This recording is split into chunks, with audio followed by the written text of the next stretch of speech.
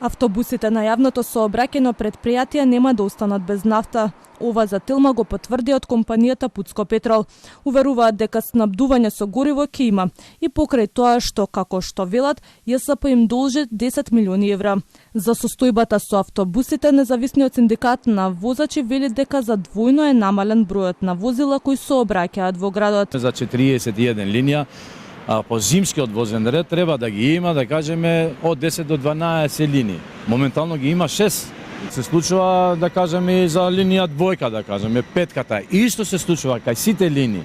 61, 71 и другите линии, кои беа по 3, по 4, сега се по 2. Значи, редуцирани се многу линии. Граѓаните пак мака мачат како да стигнат до своите дестинации. Велат дека со часови чекаат на постојките, а автобусите се редуцирани. Редовни се или? Редовни, а посебно кога ќе дојде на пензионери, може да се качат ни вработените, нити учениците во школа да отидат.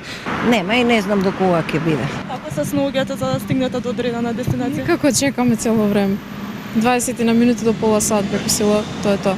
Градот Скопје вчера информираше дека добавувачот на нафта за јавното сообраќајно предпријатие ја прекинал испораката, а поради тоа ќе поднесат кривична и материјална одговорност за тоа што не го почитувале договорот.